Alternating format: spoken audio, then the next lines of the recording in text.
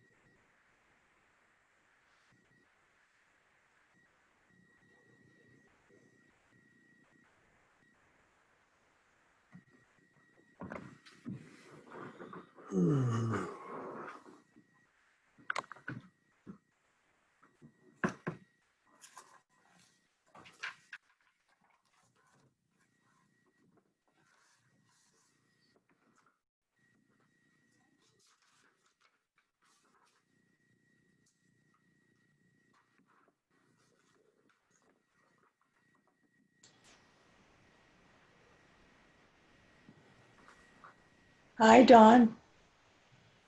Hi, Mary. How are you? Good, thank you. How are you doing? Pretty good, thanks.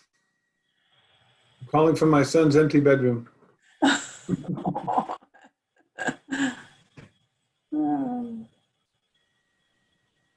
How did it go getting him up to Portland the other day, Don? Did it all work out okay? It was just sad Was it? Aw. for all of us involved. Yeah, Yeah. it's Time all good. time marches on, huh? Yeah, yeah, it's all good. He's doing great. That's good. Good.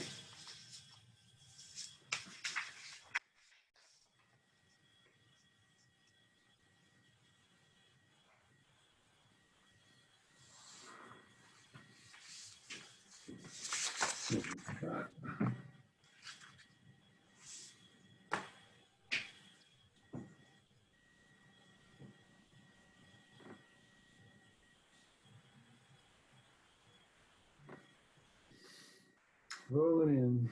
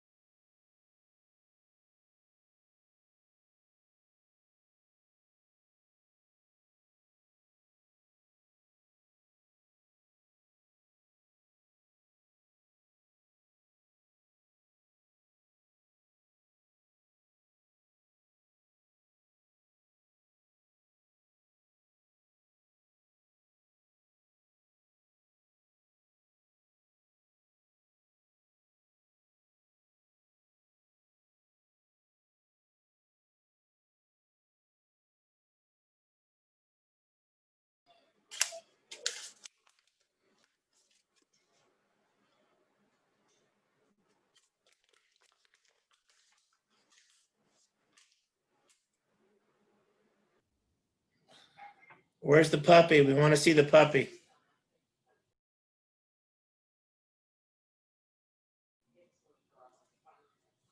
You're on mute, buddy.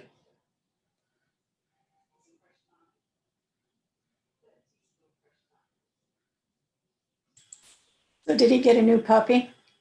You got you got the world's cutest new puppy. Yeah. No, we all want to see it. My wife just said, "Well, I want to see it." Oh, there he comes. Oh, there she is. Oh, cute. Hi, Autumn. Hi, Autumn. Oh, So is he a little Yep. chocolate Labrador? Chocolate Lab, yeah. Oh, he is darling. How old is he? She's a Oh, little over she. 9 weeks. Oh, wow. She's so pretty. Now I Is have she, to bribe her. Have to bribe her with a chew bone. does she still have puppy breath? Oh yeah, a little bit. As long as she stays out of the cat food. Oh, great.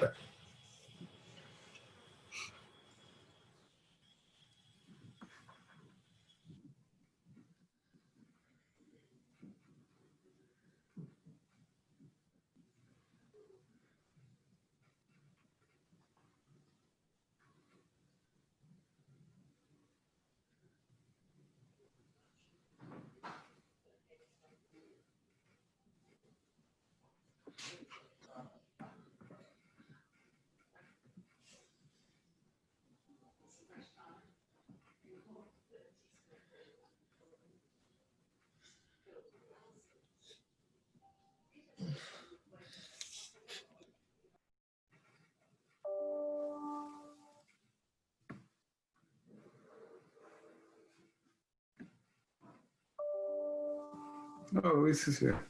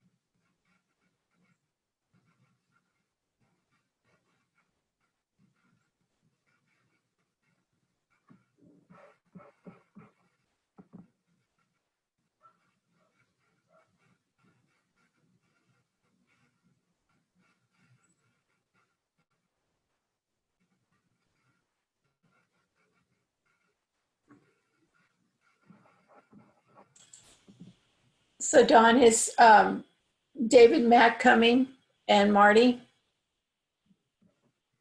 Yeah, there seems to be some confusion, so I'm sending them the number again. Sorry. Oh, Jackie's here. Yeah.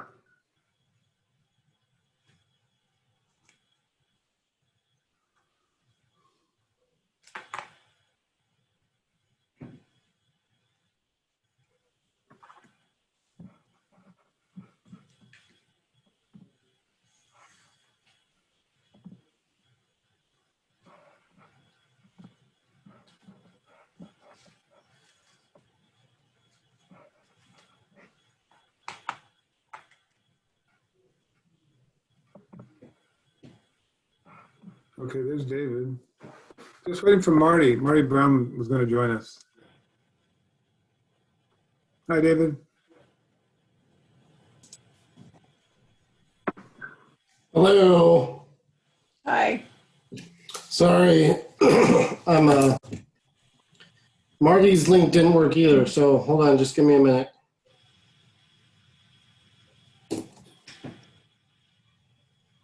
You got the Sweet Harris sweater on today. Yeah. I didn't know you guys had an apparel line. Yeah. COVID related. Okay. Marty should be. So are we all here? Yeah. I think so. Almost. Yeah, now we are. Very good. Okay. Hi, Marty. Okay, so then now we can get started. Okay. All right, so welcome everyone. And it looks like we're all here. Great. We'll go on to item 3, consider the minutes from our prior meeting. They look fine to me. Did anybody have any comments or corrections? Nope. No comments or corrections Okay, from me. good. None for me either, Scott. Okay. Jackie?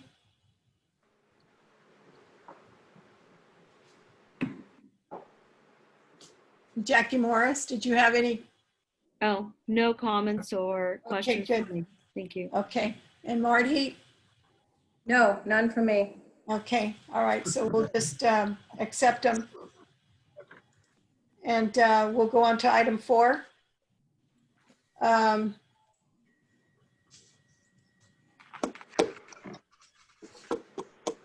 That's the sphere Which is- development ideas, considerations.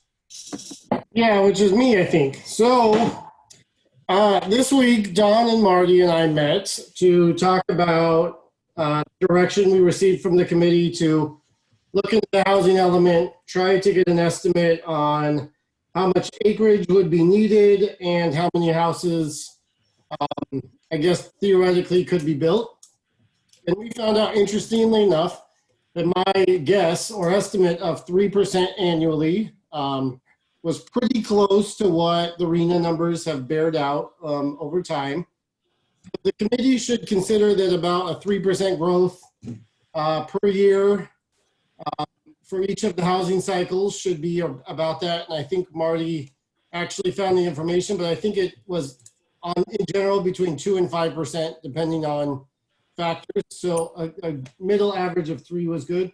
And then we actually dug into some maps, which I'm going to pull up if I can in just a minute. And we found out that we're going to have a discussion about the general plan sphere of influence. We found out some information as to why that map may have been developed that way. I think that information is actually important to the ad hoc committee. I know there was a previous discussion and vote to not have that map or pursue that map and potentially redesign the sphere of influence.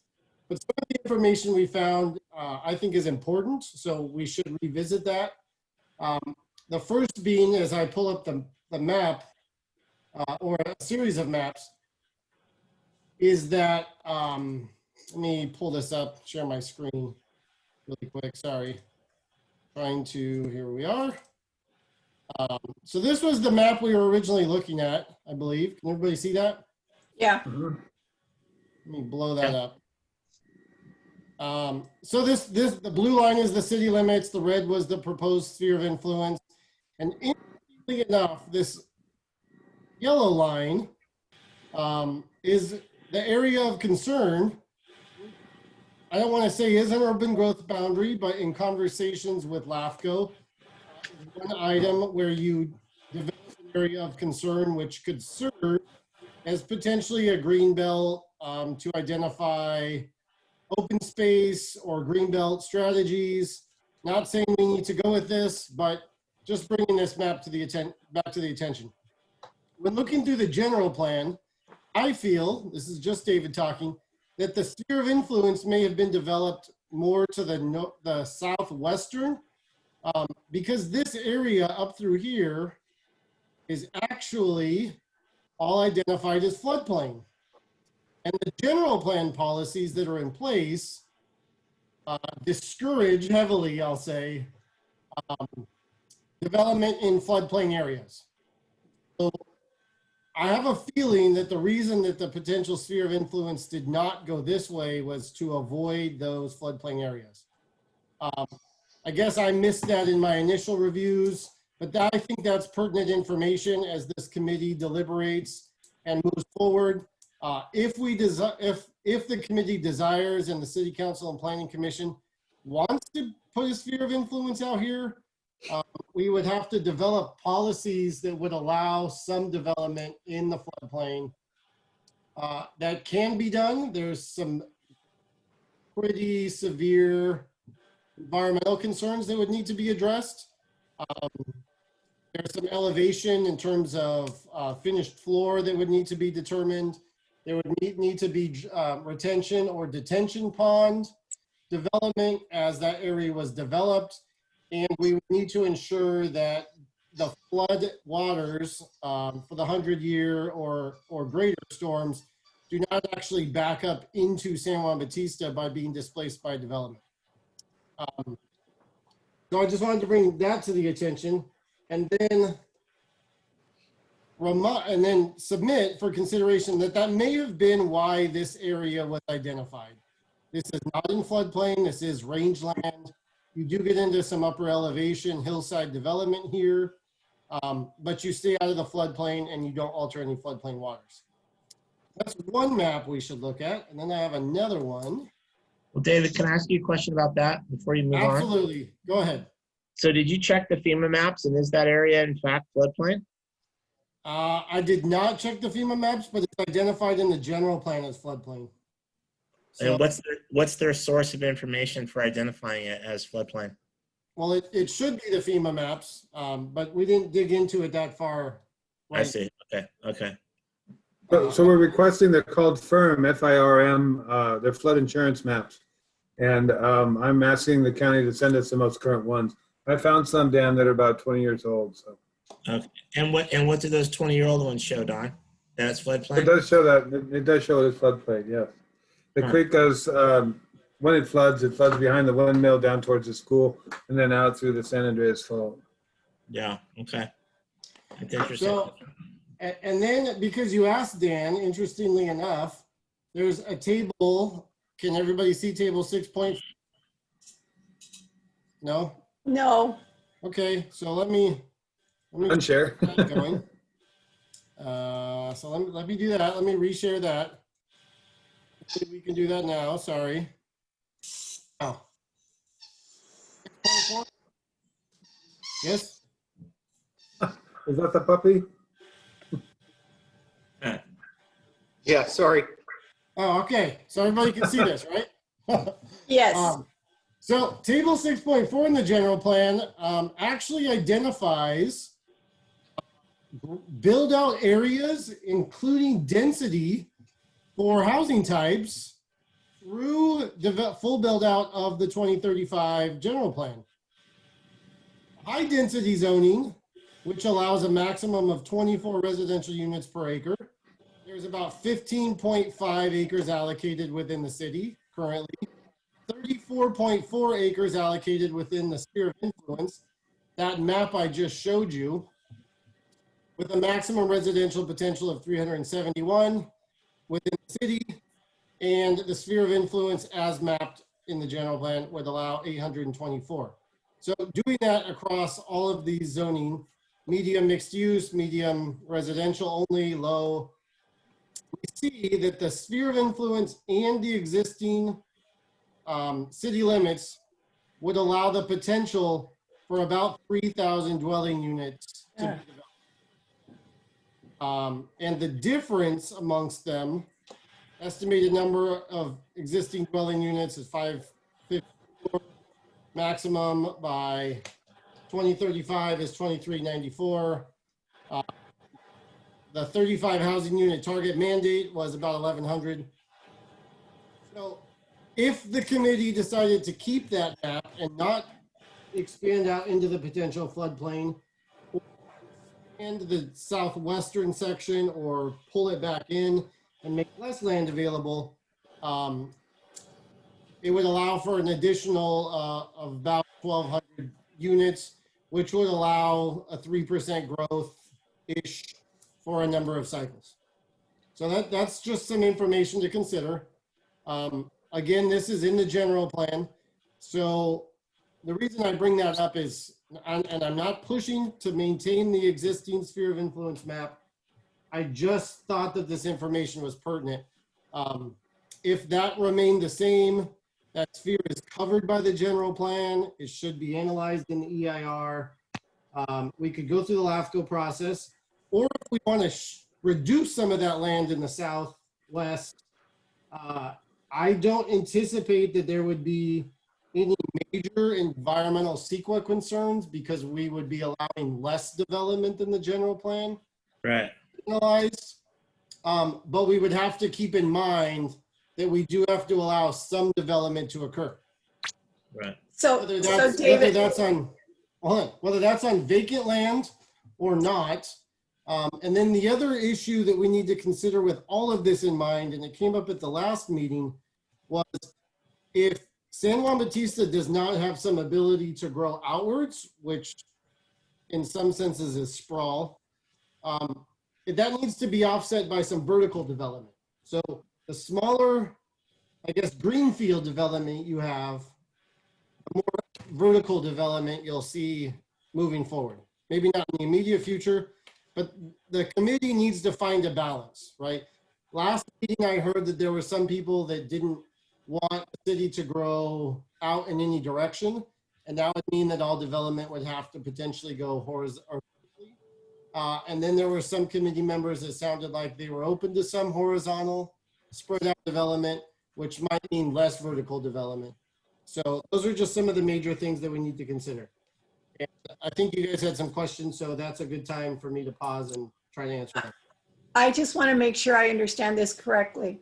So this is according to the sphere of influence that we have in place right now, correct? Well, it's the sphere that, That it wasn't recorded, right? right, that's listed in the general plan. Right. And so this does not include the area, the floodplain area. That's correct. Let me pull that map back up. So I think everybody should be able to see it now. Yeah. Yeah, so that would be, that chart is analyzing what's in the red and the blue lines, Okay. but not the yellow line. Not the yellow. Okay. I think, Dan, you had a question maybe? Yeah, well, so I was talking with Don earlier this afternoon, and I never heard of an area of concern before. I had heard of with planning vernacular, I had heard of planning areas. So using the concentric circles inward towards outward, city limits, sphere of influence, urban growth boundary, and then planning area. Planning area being the widest. So is planning area, in your mind, David, synonymous with area of concern? I would say no. In my expertise, a planning area is more like a specific plan or an area where you may have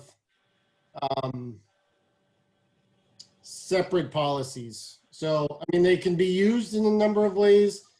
But for example, with Monterey County, they had various area plans, the Carmel Valley area plan, the Greater Monterey Peninsula area plan. Yeah. They were all within the county, but they all had different policies, and they were specific to the geographic and environmental features of that area. Right. And I'm not talking about specific plans or anything like that. I'm just talking about an area of concern. Again, I'm not familiar with that term. Is that to denote to the county then that although this area within the orange line is not in our city limits, it's not in our sphere, it's still of concern to us, it's in our area of concern, so therefore we, the city of San Juan Bautista, want to have a say in what happens there? Yeah, I mean, I think it's it's a step towards those conversations for sure. You're identifying it as an area where you'd like to work collaboratively and have input, but you're not identifying it as an area where you would be potentially ready to provide public services to as the city group. And is there a difference in terms of who fulfills the role of lead agency if there's a project application within the area of concern outside of the sphere of influence? Well, So it would still be in the jurisdiction of the county, so they would be the lead land use agency. So- So if someone decided to develop something within that yellow line, they would go to the county first, right? Instead of coming to us. And so how would we find out that somebody was wanting to develop their property within that area? How would we find out? Well, generally, the city and the county work collaboratively.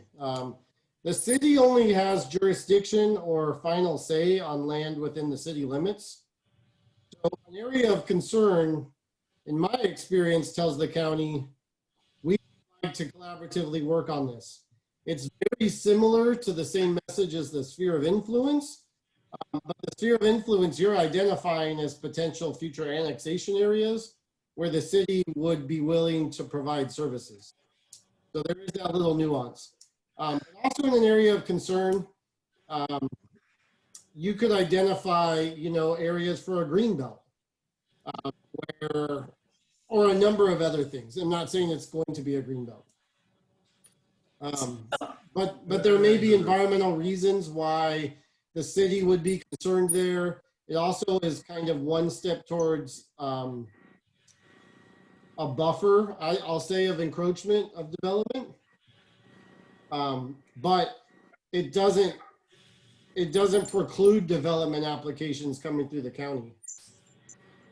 But it is a step towards collaboration.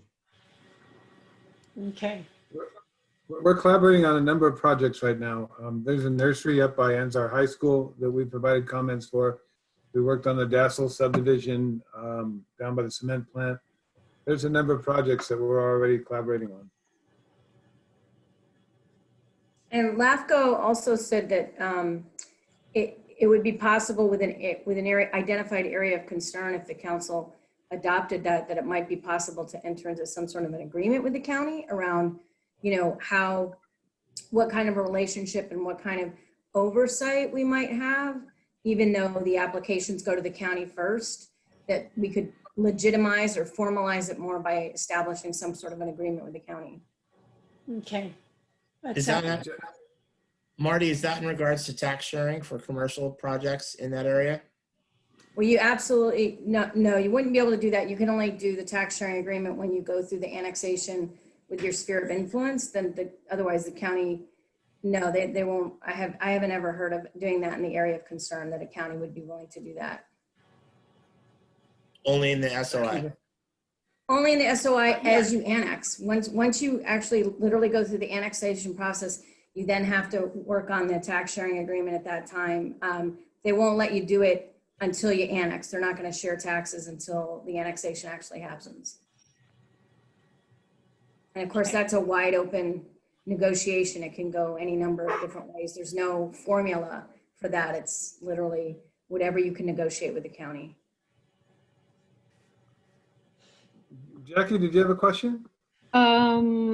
Actually, I just had a comment because I'm interested in what you mentioned, Dawn, in the discussion of the sphere of influence. I believe you said that you have some projects in the works, and that would be interesting. I think maybe it would be relevant as we're trying to discuss where we're going to put these boundaries, the SOI and the UGB. It'd be kind of nice to know what's actually being discussed and on the table. That's just my opinion. I don't know if the rest of the committee feels that's pertinent. I think that's a great question, Jackie. And actually the two most active projects right now that have heated up and cooled down over the years. But one is very important. The Community Health Foundation has just closed escrow on the hilltop, the 50-acre set of 2 parcels behind Lang Street. So what I refer to as the west side of the Alameda corridor. And then on the east side of the Alameda corridor is that flat ag piece there. And I can see going back to 2001 where the Ottoboni family is seeking to develop that side of the Alameda corridor. So both of those 2 big, one is I think 15 acres and the other is 50 acres. Those 2 property owners have been in my office in the last few months talking about developing and annexing. So those are some pretty serious considerations that are finally getting close to the real deal, I think. And then the Dassels was just a simple subdivision for family members so that members of Mr. Dassel's family could inherit property near his. So he was just subdividing for that simple purpose, big lots. And so we have a promise in that condition of approval on Mission Vineyard Road that if we bring a sewer line down Mission Vineyard Road, that they would hook up to our sewer line. So that was pretty simple. The nursery was way far away from our scope of work, but it's a big project. So I'm glad the county thought of us and sent us a proposal. It's right there at the 129-101 freeway. So those are the Shermans call once in a while. They own the property above Lang Street as well, to the west of the what was the Brigantino property. So they've come talking to us, by our water well up and over there by the Nylands and the Govert, right? So that's again, that's not a very big project. That would be big lots if they were to subdivide, but they wanted to be annexed into the city as well. I'm curious about that.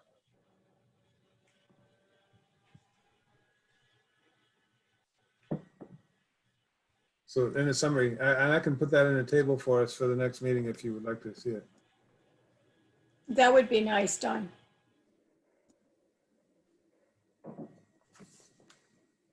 So I guess with my information, I don't want to discredit what the committee did before, but does the knowledge that this is a floodplain and would require element of different policies to allow development in the floodplain change anything from the committee's point of view on how to develop this map moving forward? Again, I'm not pushing for this map.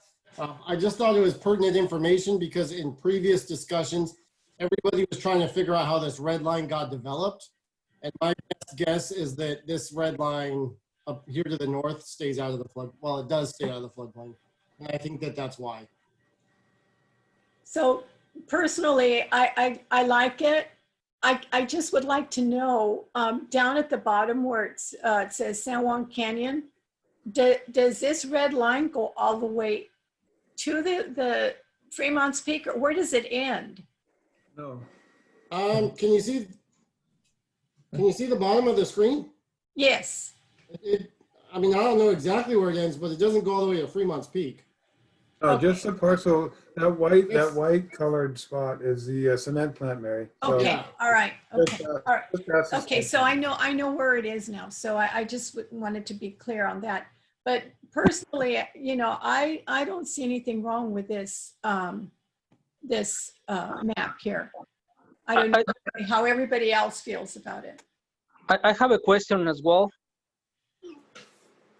What kind of authority we have on the land that is located in the sphere of influence that is part of the county, and the county allows some kind of developments in that area, and what kind of authority we have as city to stop that kind of developments, for example, in the green area that we are planning? What kind of authority would the city have to stop development in the sphere of influence? Yes. Well, again, I mean, a collaborative approach with the county, generally, and I've experienced this while working with San Juan Bautista, the San Benito County planning staff has been fairly open to the city's concerns and comments, including incorporating conditions that I've submitted to them into the projects. And that's not just for parcels that are within the sphere of influence. Ariel and, Tavin and some of the other people that work there have worked with Don and I'll say on, half a dozen projects just within the county in general, but that are close to San Juan Bautista, but that would be located outside of this sphere of influence. But the biggest, I guess, development control mechanism, Luis, that the city would have is within the sphere, you're identifying that the city would potentially be willing and capable to supply water and sewer. And if you just don't supply water and sewer, they may or may not have their development. I mean, that's kind of the end game, right? I don't know if that's playing ball fairly, but that's the reality. And even Bill Nicholson will say that, right? When you look at the case studies of San Benito County and Hollister, where there's been a number of, I guess, controversial or unwanted development around Hollister within the county, if the city of Hollister didn't give them sewer service, they potentially wouldn't have that same intensity or development application.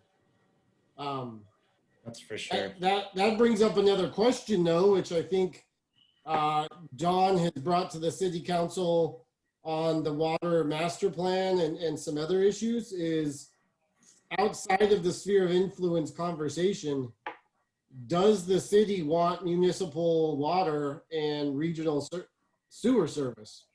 Because if you connect to the sewer system, well, then you have more capacity potentially. The Hollister, yeah, the regional Hollister program. Yeah, that's in my slides for tomorrow night. Yeah.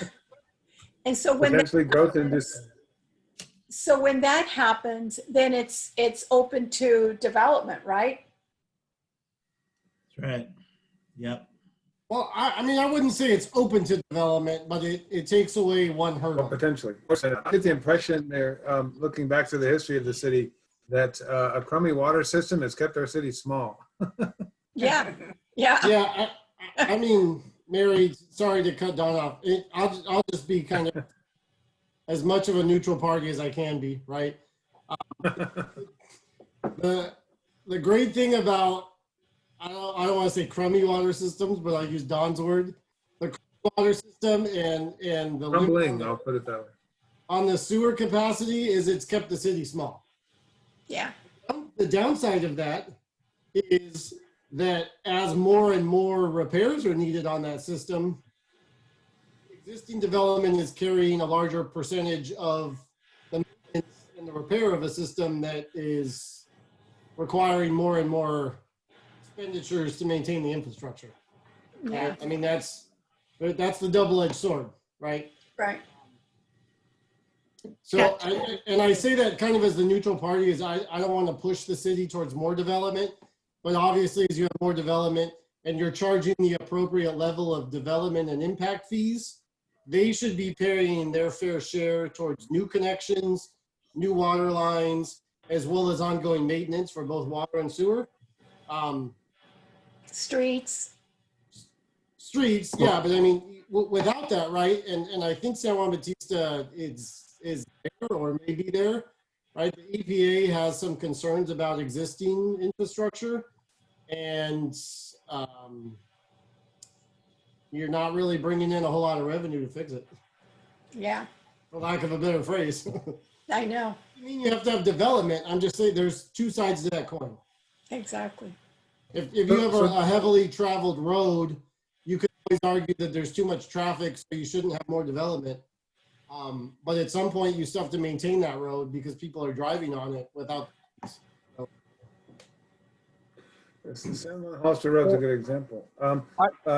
David, can we see the table again? I'm sorry. Yeah.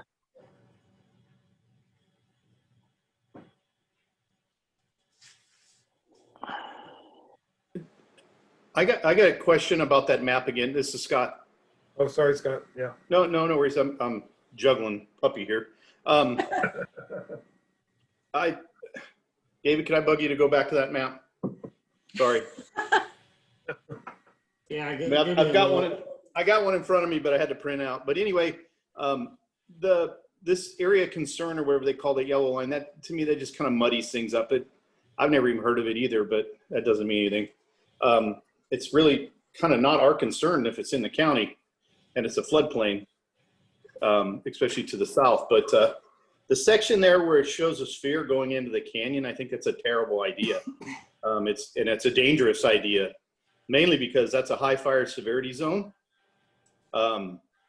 So a lot of folks are going to have a hard time here shortly getting insurance, for one. And two, we're going to have to provide fire protection for that piece of property that's not state responsibility. So that's pretty risky, taking on that big chunk of grazing land like that. That just my opinion. And also that cement plant, we don't even know if it's, we really don't know how much, do we have any records of what they did with most of the stuff? I know a lot of the machinery was hauled off, but there's that massive, 20 billion ton pile of lime, and who knows what is under it. Do we really want to, well, it's lime. Is it? Yeah, but do we really want to take on that? I don't know. I personally don't think it's very smart to take on that chunk of land, and the what's now called the Nyland Ranch now is just up there too. That's another can of worms. I don't know if we want to get into. Plus, there's no water over there, so we would have to definitely, move water out to that. There is water in the canyon. I still believe we own an acre of land up in the canyon. Yeah. On the old Isaacson Ranch, but it just, to me, I don't want to keep beating the horse, but it just seems dangerous. Thank you. Well, so, yeah, sure, Scott. So that's what I said, right? I'm not pushing to keep this line by any means. Revisit it in light of this information. If the committee wants to pull these lines in somehow, I know we talked about keeping it with parcel lines, and I don't know how that would play out, but land could be removed theoretically without triggering extensive CEQA review, because you would be allowing less development. The flip side of that coin is say that the cement plant was taken out and we got rid of these 50 acres. You still have to figure out how you're going to fit the same number of potential units in to the subsequent housing cycles as the years tick off, right? And that could be up here, that could be going vertically. I hate to say 3 stories, but again, I'm going to keep that on the forefront of this conversation. The mixed use zoning in San Juan Bautista right now allows 3 stories and 50 feet. Yeah, that was one of my biggest fears. That was one of my biggest fears as a fire chief, is that we were going to get those developed and we wouldn't have had any way to deal with them. And I can tell you, Morgan Hill did the same thing in some spots. They put 3-story apartment type dwellings in, and they were near to impossible to get to. And I fought, I don't know how many fires in those things, and they were a real pain in the neck. Yeah, and I understand that, because not to compare Marina to San Juan Bautista, but when I was with Marina also allows 3 to 4 stories, and they didn't have a ladder truck. Oh, no. And they relied on mutual aid from just about everywhere. So, and the reason I keep bringing that up is I think the fire concern in the upland non-state responsibility areas is a very valid concern, especially in light of what we're seeing in California this year, if not last year, or in future years. But there needs to be that balance. If you don't grow horizontally, you have to grow vertically over time. And I don't know which risk is better, because if you're putting people in 2 to 3 story buildings, you don't have the infrastructure and trucks to fight them, you are relying on the city of Hollister, probably Troy and Morgan Hill, as mutual aid partners to help you fight those fires. Yeah, and it's currently all SRA, all that grazing land. That's all state responsibility now. But as soon as you put homes in there, the homes will become what's called LRA, is local responsibility. Yeah. And that's when, and Hollister Fire is currently our fire department, but I'm hearing rumors they are having a little bit of trouble. So I mean, who knows how long they're going to last. Yeah. So, It's 2 more years. yeah, I know we've got a couple more years. One more question on that map. Right about the dead center of town. Well, not really. I guess just underneath the mission, there's a red. You see where the red goes out there? Yeah, I'm trying to. I can't see it so well, but yeah, there we go. Where the heck is that? Is that Green Road then? It Green looks like- Road. Yeah. Yeah, that's got, I don't know the roads, but, That's Nyland's Bull Barn. Okay, that would be the old bull area. Okay. I didn't know they were. I didn't think they were in the city limits. All right. Where is Well, No, Green? that's the sphere. they're not, Oh, that's Scott. the sphere. Yeah. Yeah, Okay. this is the city, that's the proposed sphere. Got it. Okay. Okay. But to your point earlier, David, that for sure has to be floodplain down there. Oh, it is. Yeah. Yeah, I'm sure it is. Definitely with the creek that comes across, yeah. So David, what is this little niche over here to the left of, it's up at the top, right in here. Yeah. What is that? This little part where the cursor is? That's a Yeah, parcel. it takes a little, why does it go in like that? Well, that's a parcel, that for whatever reason, It's this excluded. particular parcel was excluded. And I don't know why. Political is what it is. It could be, and I'm guessing, right? It could be as simple as that stakeholder didn't want to be annexed into the city in the future. I mean, Okay, I was curious why it went in that way. Why didn't it just go straight? Parcel. Yeah, it's a yes. parcel. You go into the parcels maps. Yeah. We You have the see parcel the map. French forms, yeah. Yeah, that's the Avila. That would be the Avila property. Oh, okay. Yeah. And what is this white thing here? What is that? It's pointing. I think it's just pointing to City Hall. Oh, Yeah, I don't think that's anything special. all right. I have a question. This is Jackie. So it looks to me as though the area of concern boundary line, even though you commented that it's basically in a floodplain, that doesn't stop development of floodplain. We have a couple of those in our town. I think you all recall Creek Bridge and parts of Rancho Vista. But anyway, so that yellow-orange line can act as something as a defense or a buffer from the county or Hollister, or I guess the county, encroaching on our sphere of influence. And then if we look at it from a pro stance, we can look at it as something that sort of keeps them out if we include it in our sphere of influence. That's kind of simplistically how I'm kind of looking at it. But what about the area? If it's a concerned area, where does the Williamson Act fit into that? Is that, I mean, you talk about green and buffer zones and green zones. Could we convince some property owners to go along with that? I mean, what's the entity? Is it the county government that they go into agreement with, or is it also the city of San Juan? Well, the Williamson Act is a state-run program run through the Department of Agriculture. I would assume that the city could have properties within Williamson Act as well as the county. They're generally run by the county though, because properties within the Williamson Act get pretty extensive tax relief in exchange for rolling contracts of, I don't want to say non-development, but ag preservation, right? Right.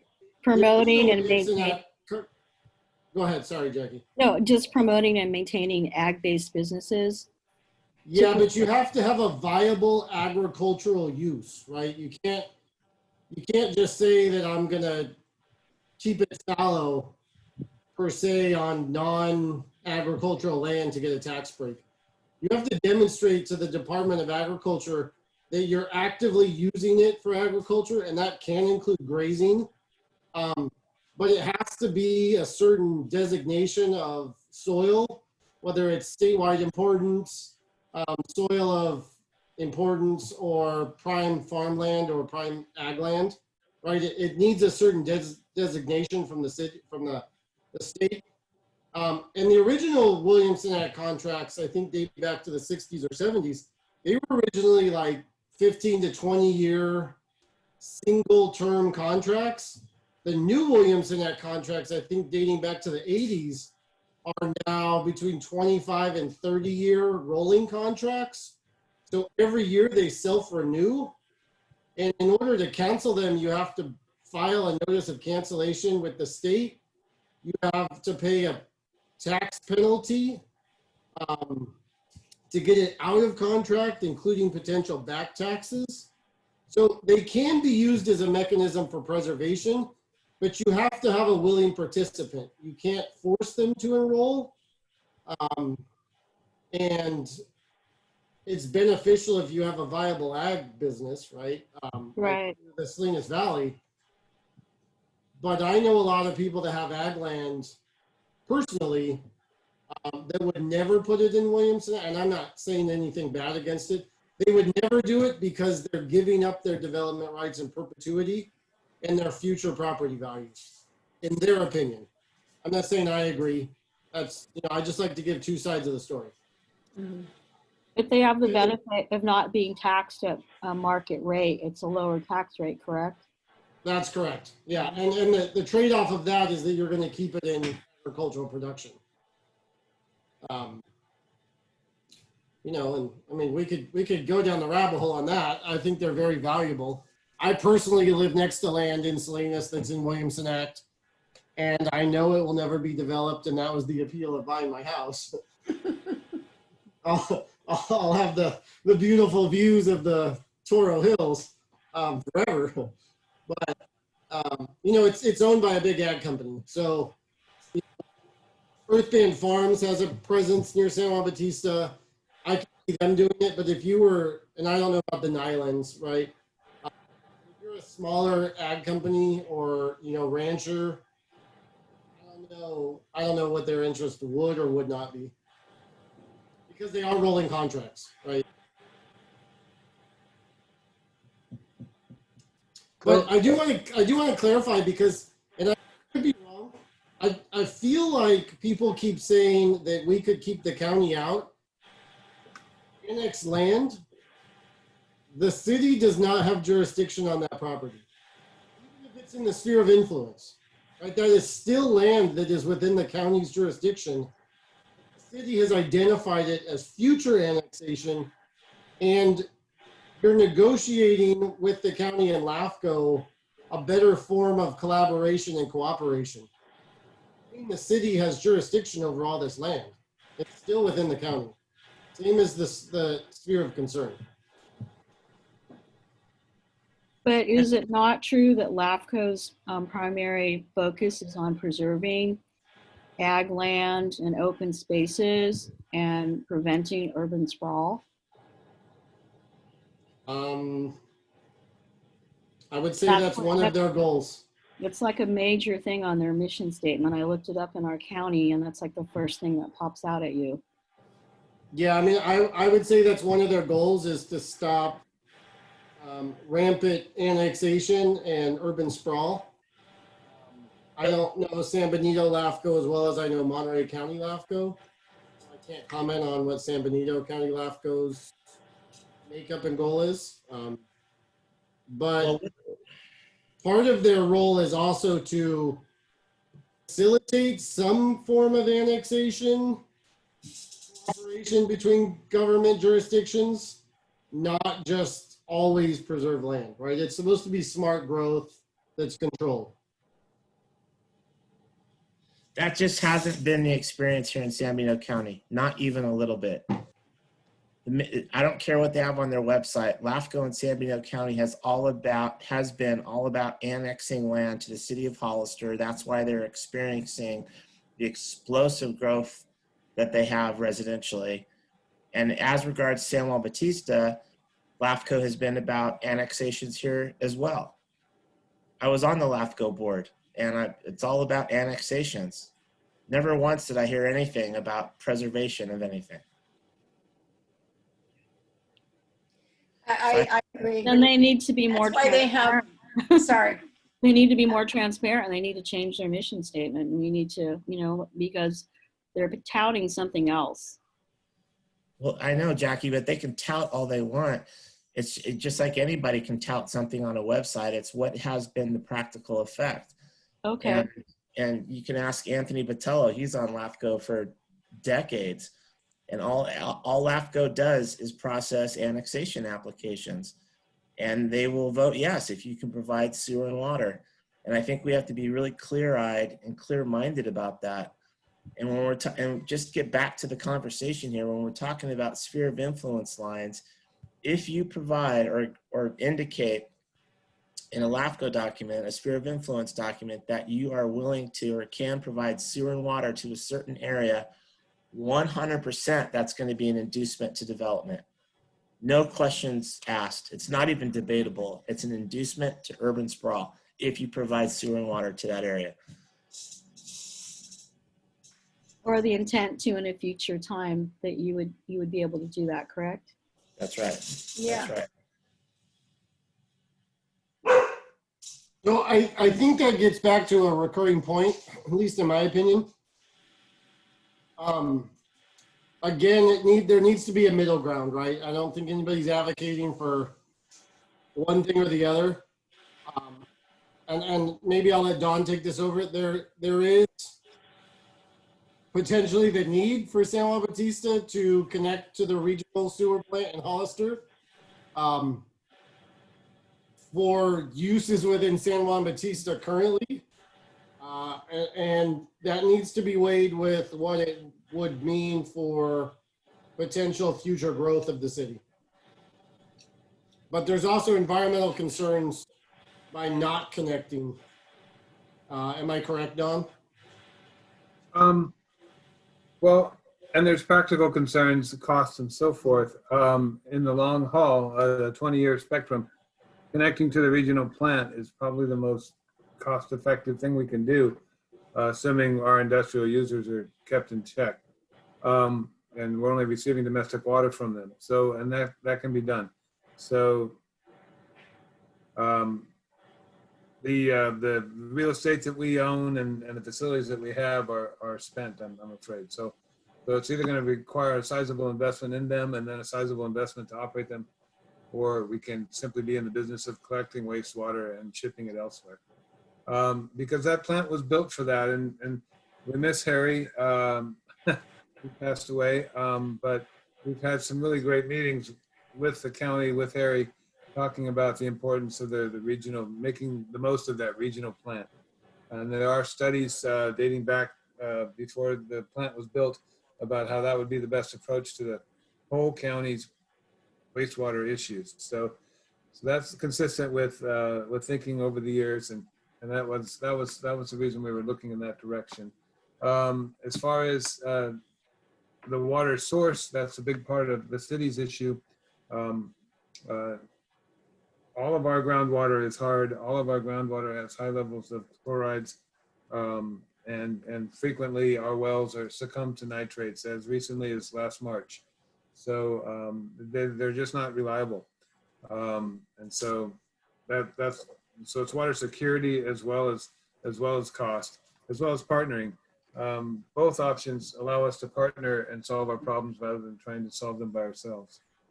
So yes, there are environmental concerns, and I think the CEQA process for running either regional solution, importing water from West Hills or sending our wastewater to Hollister, it's going to be a rigorous CEQA process, and it'll be borne out through that. And David, there'll be mitigation measures associated with that, correct? Yeah, there should be. I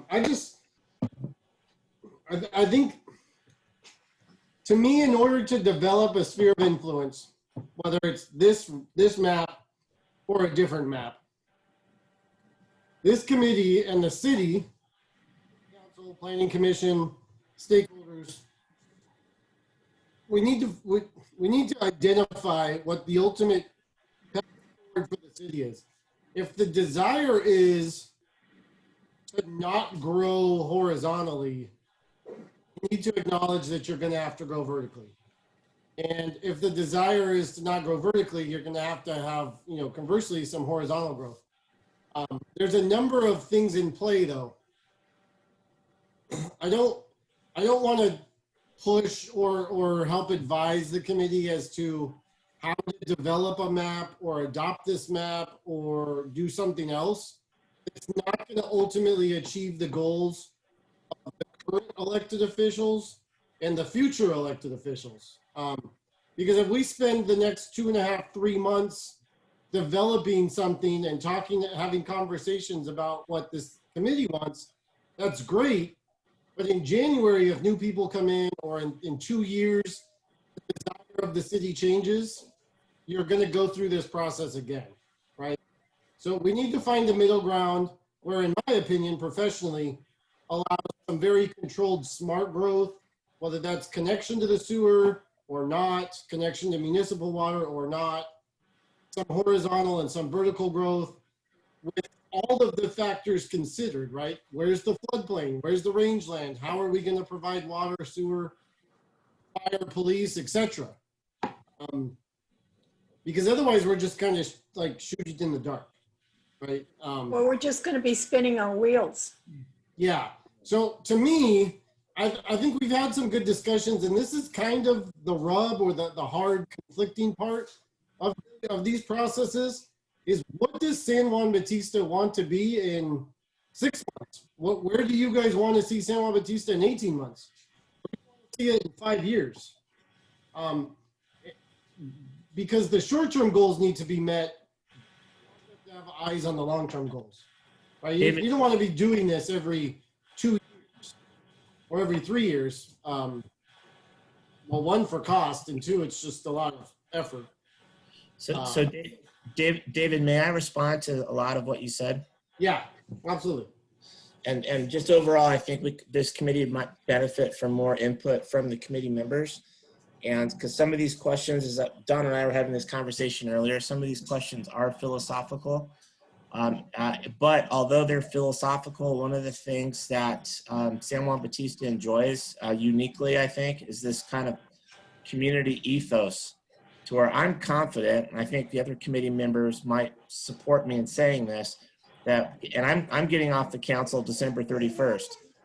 So there are going to be new voices, but all of the voices that I'm familiar with in this town want one thing, and that is to keep this town small and historic and concise, and to preserve our prime farmland, and to prevent sprawl, prevent it turning into Gilroy.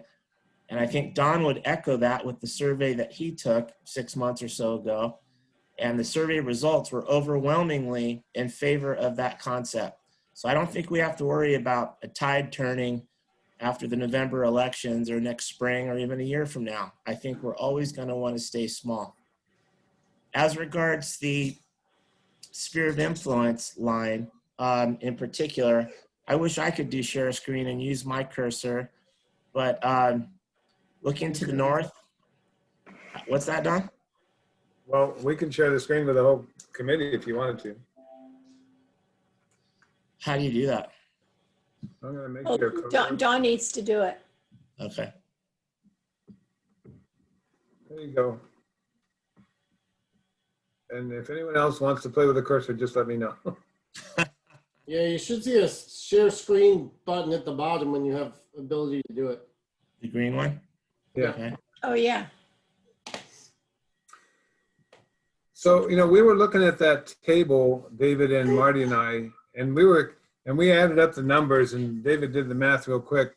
46 houses a year between now and 2035. That's what this sphere of influence would allow, right, David? Wasn't something like that?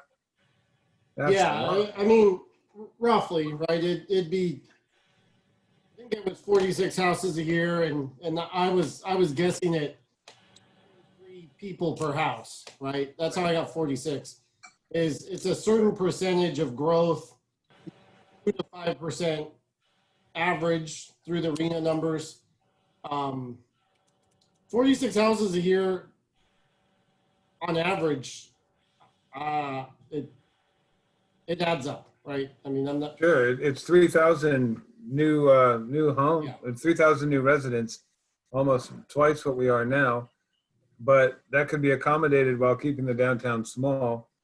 I just think we went through that exercise, and Luis and Scott will remember too, with the housing element, where we were searching for properties that we could zone at a high enough density to meet those low and moderate income homes. And we found one and we rezoned it. There are more of those. I had shared with the committee maps from the general plan that show all the vacant properties in the city.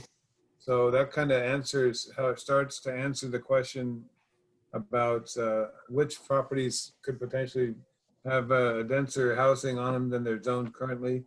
So I think that would be a starting point for us, trying to get to that balance. If we're going to eliminate the cement plant and the Nyland farms, well, that takes out 100 acres out of that table. So do we make up for that with 24 units an acre zoned somewhere else in the center of town, or through ADUs? ADUs are another potential for increasing density downtown. There's a number of different tools. So when we tried to answer Dan's question, how many acres do we need to build out? It depends on what they're zoned, if they're 5-acre lots or is it 24 units an acre. So anyway,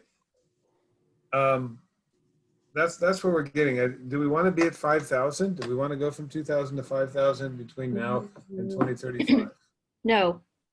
Yeah, I'm going to speak up as a community member, because I thought the focus of this group, maybe I'm incorrect and I'm being very unrealistic, but I thought we were in the committee here to preserve San Juan Bautista with as little growth as possible, kind of following on what Dan just stated.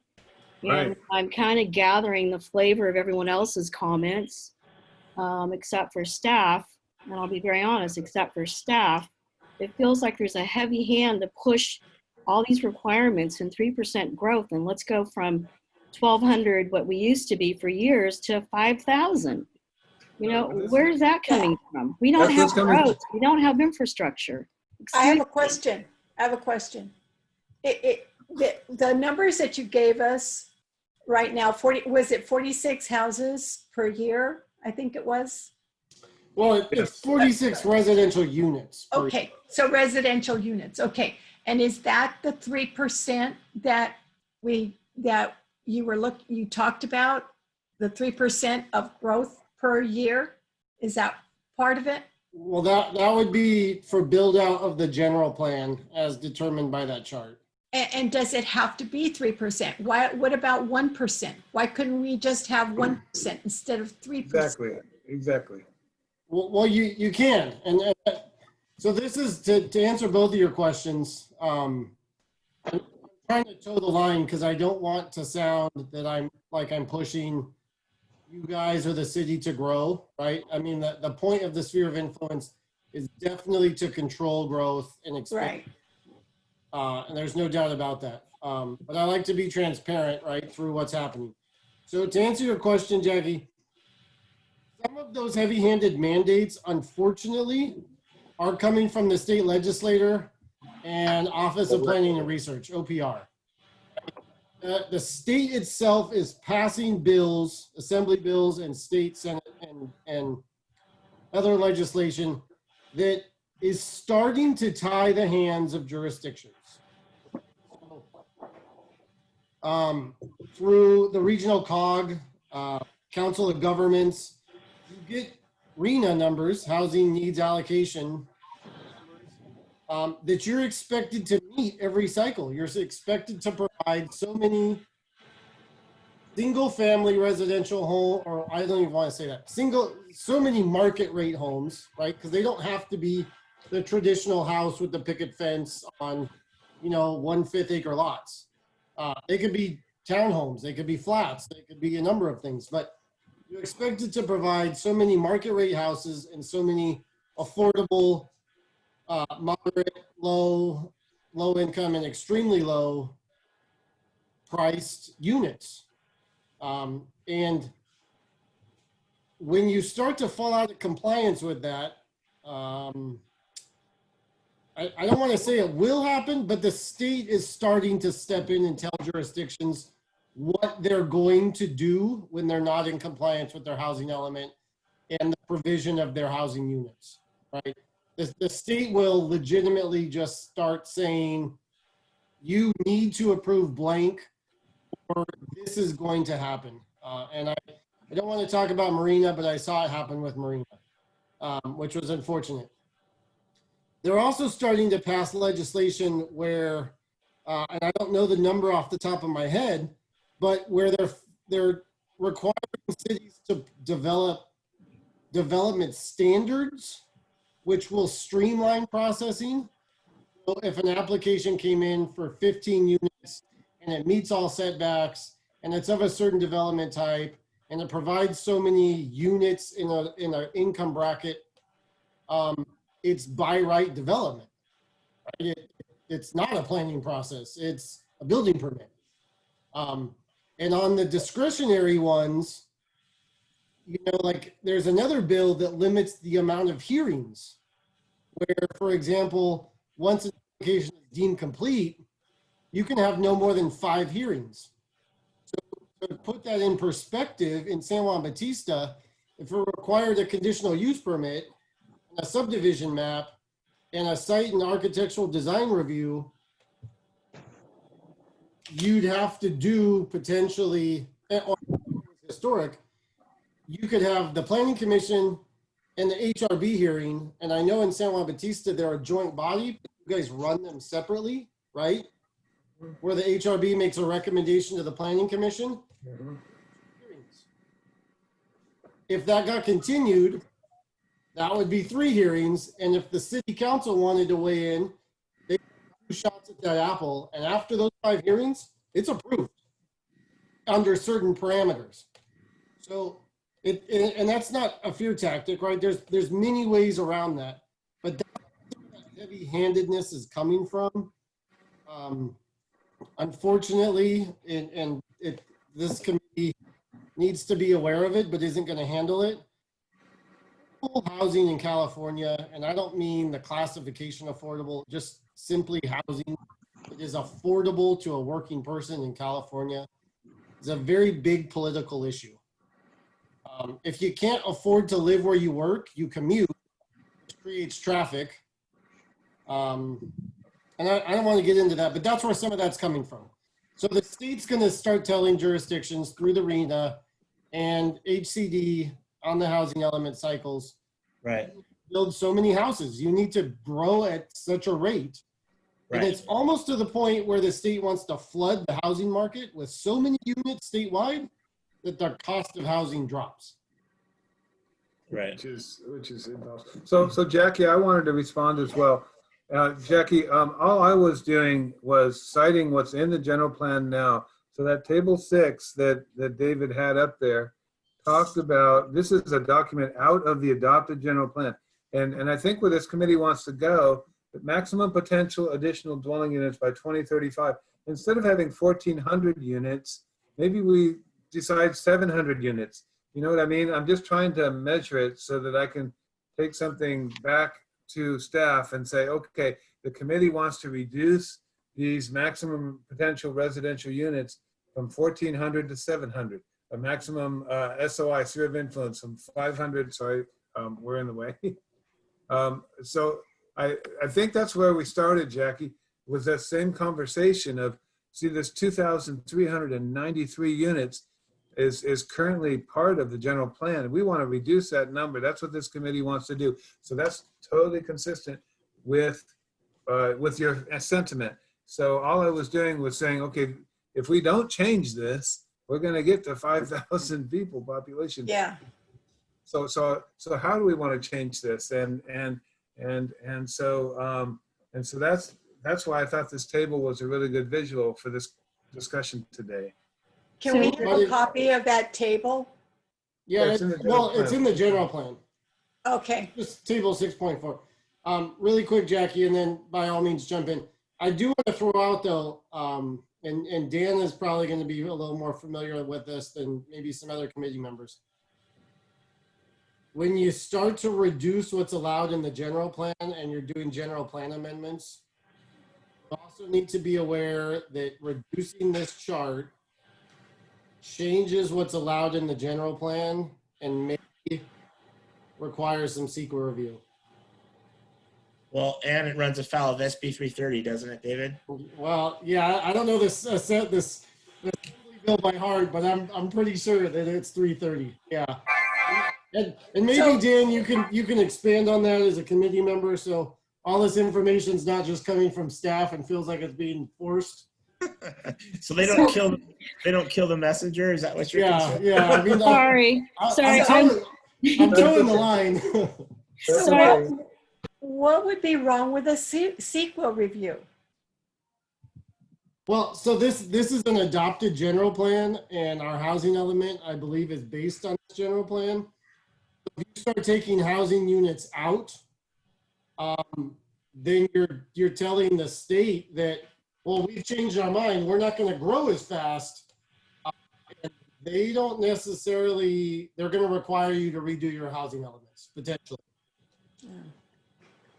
I mean, that's the risk, right?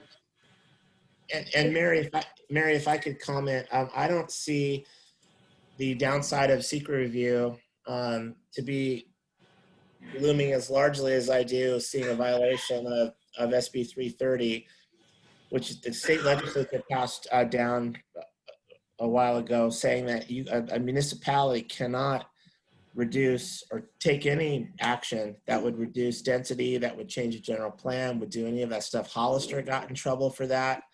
Hollister got a letter from Sacramento. City of Morgan Hill got a letter Right. saying you can't do that. Ignacio thinks that he can somehow beat Sacramento, and if he can, all the power to him. I wouldn't bet on that. But the point to this committee and what we're trying to accomplish now is to demur to the whole thing and say to ourselves, okay, can we draw a line around this town in which we can have enough units of different types to have a great and robust housing element, to keep Sacramento happy so we always get our CDBG funds, all of those things. And I think that we can. And I know I've said this before, but the urban growth boundary that we did in the general plan in the 90s, Mary, that your husband and I did, that allowed San Juan Bautista to grow to a population of 5,000 people. And it wasn't nearly as expansive as what we see on that red line on that map. Not even close. It was a lot more concise. There are a lot of infill opportunities. So I, for one, because it seems like we're kind of stuck and we're wandering off into the weeds, and then this meeting will get continued for another 2 weeks, and we'll all look back and say, what did we accomplish tonight? So in the effort of trying to get something accomplished tonight, I'd like to see that red line get shrunken down closer to the city limit line in a couple of areas, specifically the southwest and the south, as we've talked about, and even in the north a little, and really take advantage, therefore, of the infill that's already already within San Juan Bautista city limits, and see where that gets us. I think that, our last meeting, I tried to approach it more mathematically and scientifically by asking the question, okay, well, how many acres do we need? And look in your crystal ball, Don and David and Marty, and tell us, what do you think in terms of how many acres we might need to serve us well into the future? Little did I realize at the time, or maybe I did, maybe that was just sadistic, I don't know, but that's an almost impossible question for these guys to answer. For them to look into a crystal ball and say, how many acres will the city of San Juan Bautista need in order to always keep Sacramento happy? And so therefore, I think we approach it from a different direction, which is, let's just come up with a line that we're comfortable with, the sphere of influence line, hope that it's pretty good. We can do some zone changes if we need to do that within the line to accommodate a better or higher density. and see where we are. The last thing I want to say, and then I'll yield back, is as regards the philosophical question of do we go vertical or horizontal? I don't like either, obviously, but of the two, I would rather see 3-story mixed-use buildings in San Juan Bautista. Then I would prefer to see tract housing subdivisions built over our beautiful farmland and our beautiful cattle grazing land. So if that's a Sophie's choice and I have to make it, I'll go vertical over horizontal every day. And that's how I feel. So going back to 2 weeks ago, we were supposed to get the map, which we have now, and we were supposed to kind of draw where we thought the lines should be, and then share, where we feel those lines should be. So I think we need to go back to that so that we can all share and come up with where do we want these lines. Mary, I think that is an awesome idea. I've been thinking that now for an hour and 15 minutes. That it's Well, we maybe, talked about it last week. I mean, not last week, but 2 weeks ago. If that was a homework assignment, I didn't write down my assignment, and I certainly didn't do the assignment. So maybe my apologies, but I don't think anyone else did it either. But Yeah. at any rate, I think that's a capital idea. And I think it's one of the disadvantages to doing Zoom calls and so forth, because let's face it, if we were all together, we could get up on a whiteboard with some dry erase Exactly. markers and draw it and talk about it and all that stuff. Now we're having to do all this stuff virtually, and it makes it a little bit more cumbersome. But Yeah. if what you're suggesting is that our homework assignment is to take that map, print it out, and draw a line where we think it should be, and then submit it like our homework, so that we can all talk, Exactly. then we can all talk about what we've submitted. I like that idea a bunch. Yeah. And we give it to David, and then, we decide, okay, all together, this is where we should be. Hey, This is so just for the hard record- because. Can I- it just can I- makes it- may I say something? Yes, of course. I remember, I don't know exactly, I don't know if it was you, Scott, that who came up with the idea about a new San Juan. I'm not exactly who came up with this idea, but I think it's not crazy about to try to protect this historical San Juan Bautista, and maybe planning all the developments growing through the Hollister and all the San Juan, the 156 going to San Juan, or maybe the Alameda development, or trying to do that growing in that area. I mean, to the east. Uh-huh. Maybe it's not a bad idea to try to start thinking about in the new San Juan for the new developments. So see, that's what I'm trying to say, Luis, is we get the map, put it in front of us, and we draw, use a different color. Maybe you be blue, Dan, you could be red, I'll be yellow, Jackie can be another color. And then we submit it and get it to David. And then that way we can try and come up with everybody's ideas. Okay. Understand what I'm saying? This is Scott, can I say, I have a question, and, or to be Luis, I don't think I mentioned anything about New San Juan. I'm not sure that came from, but, I don't know. back to I got to ask another question out of that whole general plan. The chart and everything we saw. So is that chart predicated around the sphere of influence that was in that general plan? Yes. Okay, so that sphere of influence doesn't exist, right? It never got registered, so Right, we it don't didn't. have that. No. So fortunately, since it was never Yeah. registered, Right. we don't have to fill in all those holes with houses to begin with. Correct. And I totally agree with everybody. We need a couple pretty good size maps with parcels on it to show that. And like you said, everybody get out their crayons and write in the spot. And Dan, I did do my homework. I'll show you I'll show you my homework later. I actually did draw on some stuff. So, I'm doing- okay. But I I'm have doing- time. Ah, I was gonna Yeah. say that I recommended that 2 weeks ago, as Mary said. I didn't Yeah. forget, and I did my homework, but I didn't know how to get it to you. I Um, Yeah. stamped it. So But- anyway, that big red line around the city doesn't, I mean, it exists on paper, but it doesn't exist. So Right. perfect. We can start from scratch and put the correct red or green or purple line or whatever. I don't know, whatever colors we're using these days. So thanks. Okay, agree. And then just so you guys all know, I know Jackie already responded to me. I sent you guys the link to SB 330. I'm sure Dan's read it, but if you haven't already, and you have a problem sleeping tonight, go ahead and read through it. I only say that not to give you guys more homework, but it is a landmark bill in California, and it, in very legalese language, tells the reader what the state is going to force cities to do and what cities can and can't do with housing developments moving forward. And its exact title is the Housing Crisis Act of 2019. sorry. I have a- So, I have a question, Dave, and committee. Just a question. Does this, the AB 330, does it apply to all cities and townships in California? I was traveling back from San Luis Obispo this weekend, and we blew through San Ardo. Doesn't look like they have anybody beating down their doors to develop there.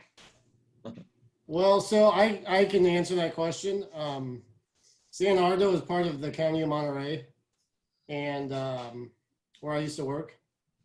There is an actual community and not more, and area plan that is developed in the county's general plan for the area around San Ardo, where there are housing units and residential development potential identified. They just don't have the applicants for it. It doesn't mean that the potential's not there. Jackie, that's pretty much locked in by oil fields too. I mean, it's that town was an oil town, and just like Bradley and a couple of those, yeah, there's just it would be an ecological nightmare to try to put a subdivision in some of those spots. Yeah, I just bring it up, Jackie, because the county did, and they did it before it's SB 330 came out, but they did allocate housing units into that area to be consistent with the state guidelines at the time. Yes, correct. But David and Don, you can speak to this too. I think Jackie's question wasn't necessarily just as regards San Ardo. Who cares about San Ardo? I think your question was, does SB 330 apply equally across the board? Yes. And my understanding is that it does not, because of the status of different cities and counties being on the disadvantaged communities list. Can you speak, Right. can you speak to that? I remember seeing yeah, that. there's parameters for every jurisdiction, right? If you're on a disadvantaged communities list, there's different parameters. If you have legitimate environmental concern or infrastructure issues, it's a little different. And when I say legitimate, it doesn't mean that it's necessarily failing. I'll use North Monterey County, the Pajaro area, with all the nitrates in the water, right? The state's not going to force people to drill wells to put in housing where the water is not potable. But I know when I left the county 3 years ago, the county was having some very stern conversations with the state about how to supply water to North County because you couldn't drill wells. It didn't mean they never had to give them water. They had to develop an infrastructure plan to get them water. And San Ardo is a little bit the same way since we've talked about it. San Ardo is drilled with multiple oil holes, both vertical drilling as well as horizontal drilling, where they use an existing hole and they drill miles and miles under hundreds of acres. So their wells also went bad, And, you know, I would say that it's a mixture. Does it apply equally to every jurisdiction? Maybe not equally, but it is applicable to every jurisdiction. But is it, There used to be some bills that, really quick, there used to be some bills that didn't apply to like charter cities. I think the state is changing that under their new legislation as well. but David, I'm curious about the designation of an affected city. I'm reading from the state's website right now. It says SB 330 defines an affected city as any city, including a charter city, that's located in an urbanized area, urban cluster, as designated by the United States Census Bureau. Any city with a population less than 5,000, that's us, and not located within an urbanized area is exempt. That's us. Yeah, Yeah, so I mean that's good research. Like I said, I don't know the ins and outs of SB 330 as well as other people. I could, but that's why I just brought it up. That as we start to potentially talk about general plan changes, that's going to need to be looked into. okay, Right. okay. Yeah, You know, it's Can bring a report back on this matter. To right. the next- And you know, that should be our homework also, is That'll read, be staff somewhere. like David said, that's our homework. Yeah. But Dan brought up a good point because it looks like we can check most of those boxes. Yeah, And that will determine, you know, when we're trying to draw these imaginary lines and boundaries of where we think they should be, we need as much data to make that decision. Well, but Jackie, to put a fine point on what you just said, I think it would give us a little, but I don't want to put words in your mouth, but I think it would give us a little bit more of a comfort zone in getting even more conservative. No, exactly. exactly. That, you know, Yeah, that's our intent. So the more information we can gather, and it looks like the better, the better we better are. it is. Yeah. Okay. Okay, So, we can do that sooner than later. I've already started collecting research on it, so. And I saw similar language, Dan, so I'm glad you brought that up. Okay, great. so, you know, my back is starting to hurt. I have a sciatic. So, do we have anything else to cover tonight? Mary, I have just a process overview. We're going to give regular reports to the Planning Commission, and unfortunately, we've been unable to meet with the Planning Commission. So we scheduled a special meeting on November 10th, and this may be the only thing on the agenda, but we wanted to make sure the community was staying involved. So I've also today initiated a presence on our website that will include these recorded Zoom meetings, and so that anyone with the time and energy that wants to go see and learn about our process can. And I don't know if the committee would consider making these meetings public or having a space on the agenda for public comment. I'm getting feedback from the general community, the larger community, that people want to know what's going on and want to be involved. So I was thinking of ways that we could involve more people. These are only recommendations. It's a recommendation to the Planning Commission, and the Planning Commission would make a recommendation to the City Council. So that process remains intact. And I just wanted to touch base with committee members about process and make sure that we're being as transparent as we Yeah. can.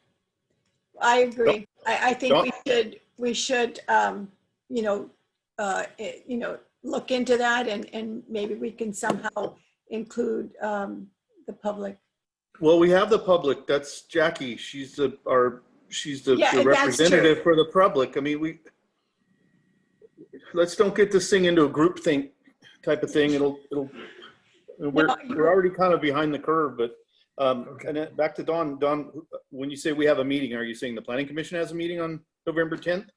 Yeah, we couldn't meet on the 3rd because of the election. So I had put out in an email the suggestion of possibly meeting on the 10th. We may actually have some other business to take care of, so. Okay, once again, I don't get the city email because of some type of complications, but okay. No, I sent it to your personal email, Scott. Yeah. All right. Okay. But So- yeah, let me know how you feel about that. That's why I brought it up, because Okay, I'm good. just looking for ways to make it better.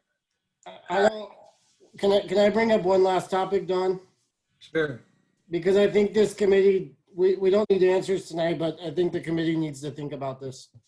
I'm trying to think of how to phrase it. Depending on the outcome, well, no, I mean, it's a legitimate concern from a staff point of view, right? I'm gonna put my neck out there on this one. Depending on the outcome of the yet to be determined election, the makeup of this committee may or may not need to be changed. Because as Dan said, he's not going to be on the city council as of January. Currently holds a city council spot on this committee.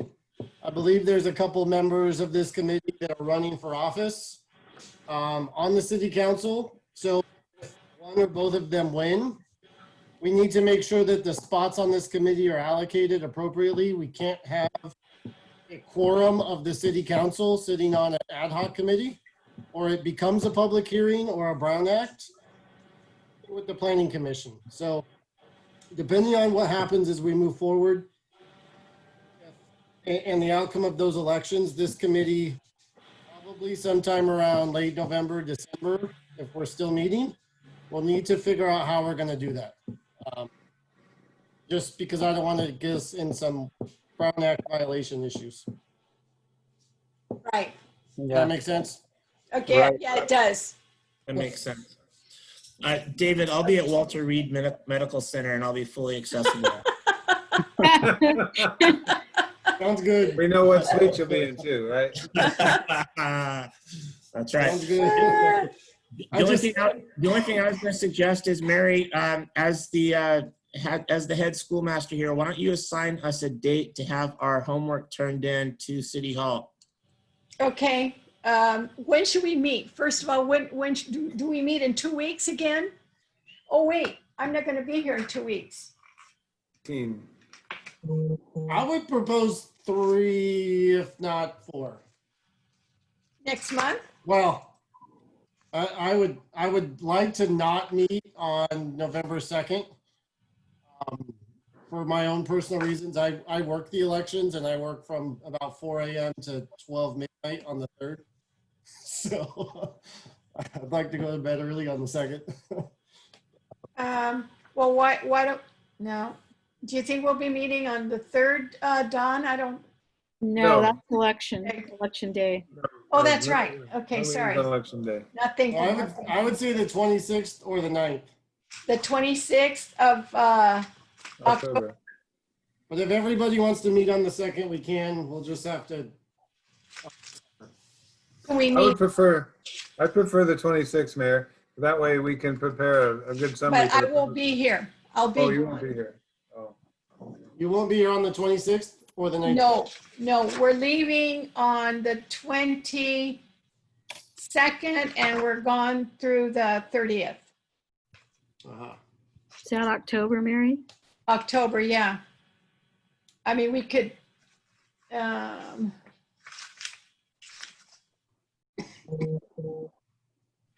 Couldn't meet on the 19th? the 19th? Or David thought that was too soon? No, I can meet on the 19th. It's just a quick turnaround for you guys. I mean, Fine with me. Some of them have already done their It's, assignment. The 19th, yeah, the 19th is good for me. all right. It's good. It's good for me also. All I ask is, can I get a good map of the city and I can fill in my blanks? You bet. Just give us a call, Scott. Okay, thank you. You walk by my office almost every morning Yeah, I do. with your new dog. Yeah. Soon. Okay, so we'll meet at 6 o'clock on Monday, the 19th of October. Sounds good. Great. Great. Okay. Thank you, everybody. Thank you. Thank you. All right. Bye. Don't forget to do your homework. Thanks, everybody. Have a Oh, good let's- evening. Let us Mary, know if you want a hard Yes. copy of the map. Yes, Mary, Dan? you Yes. didn't say when our homework's due if we're meeting on the 19th. Oh, that's right, shoot. Well, The 19th? how about the 12th? That would be in a week. Do you think- Yeah, Does everybody have time to do it? yeah.